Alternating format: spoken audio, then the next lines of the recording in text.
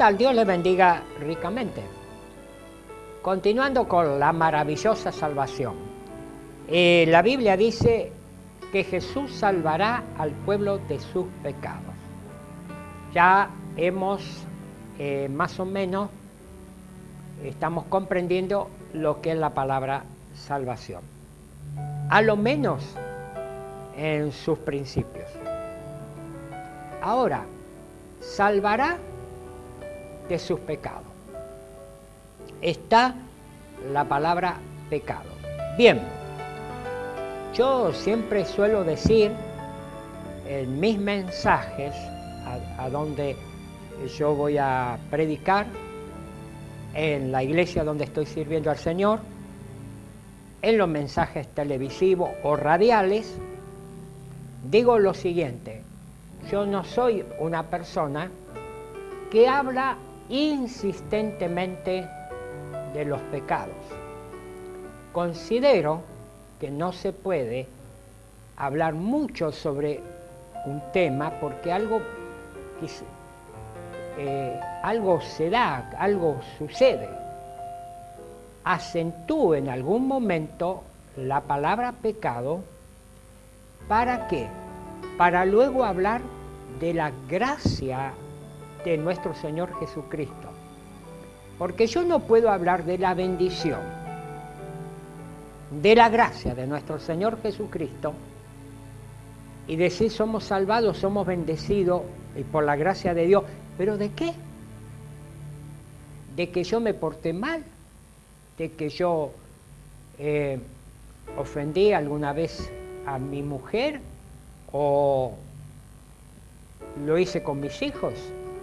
Eso no es una explicación como queriendo decir, bueno, es un mal pasar. No, todo engloba con la palabra pecado. Ahora bien, esta palabra se trata de erradicarla completamente porque se dice que es muy traumático y la gente no quiere tener trauma. Y en una oportunidad alguien me dijo, pero si yo me pongo a hablar un poco de esto, me quedo sin gente, sin auditorio. ¿Quién me va a escuchar? Cuando yo me pongo a hablar de esta palabra, se me va a ir la gente.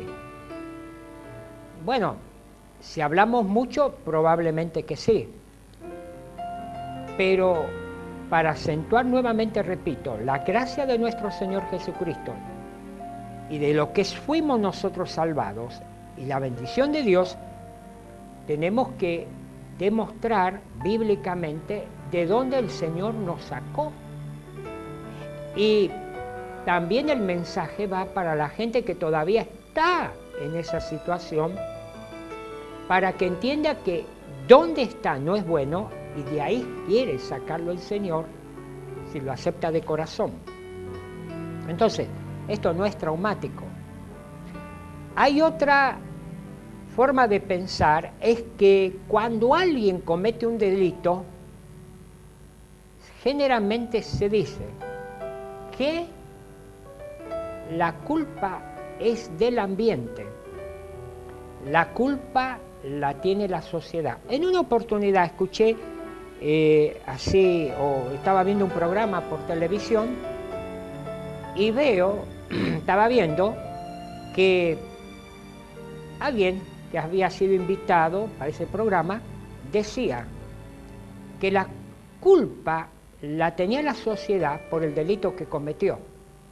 Y el periodista rápidamente le dijo, señor, yo no soy culpable, el delincuente ha sido usted. Le dijo bien claro, ¿qué culpa tengo yo del delito que cometió usted? Bien claro. Así que la gente le echa la culpa al ambiente, a la sociedad, a cualquiera. No soy responsable. Lógicamente que a veces el medio ambiente es malo y no produce nada bueno. Nosotros a nuestros hijos los mandaríamos al mejor lugar. Yo conozco padres que se esfuerzan grandemente, y aunque no son de la misma fe, envían a sus hijos a escuelas cristianas. ¿Por qué? Quiere que sus hijos reciban la mejor educación y el mejor ejemplo. No es tanto por la educación, sino por el ejemplo. Buscan lugares lo más sanos posible. Ahora bien, cuando miramos en la persona de Jesucristo, uno se queda asombrado, porque Dios, ¿qué hace con respecto a su Hijo? ¿A dónde lo envía para que su Hijo crezca? Nada más y nada menos a la ciudad de Nazaret. Y yo siempre, cuando se hablaba de Nazaret, dije, qué precioso nombre esta ciudad que tiene, Nazaret. Pero sin embargo, en la época de Jesús, Nazaret era una de las ciudades más corruptas en Israel. Alguien dijo, y dijo una gran verdad, ¿de Nazaret puede salir algo bueno? Así que de Nazaret nunca salió nada bueno en aquella época, salvo el Salvador.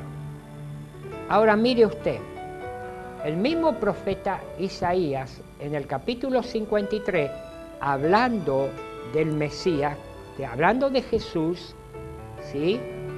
Aunque Israel espere su Mesías, el verdadero Mesías era Jesús, que el pueblo no lo recibió, no entendió, no comprendió. Pero Él era el anunciado, el profetizado, el que los profetas soñaban, lo que la gente esperaba, era Jesús. Y dice el profeta Isaías que Él crecerá como raíz, como tierna raíz en tierra seca. ¿Qué comparación hace el profeta?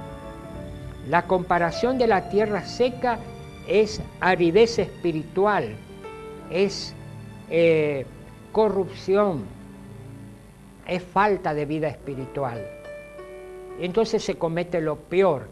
Pero esta raíz tan sensible, aún en ese lugar, creció. Y de Nazaret salió lo mejor, salió el Salvador.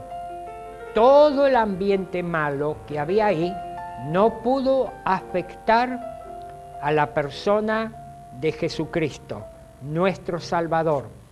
De manera que Él venció todas las cosas, venció el pecado, venció a la muerte.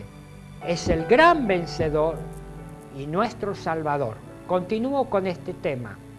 Te transmito la bendición apostólica, la gracia de nuestro Señor Jesucristo, el amor de Dios y la comunión del Espíritu sea con ustedes.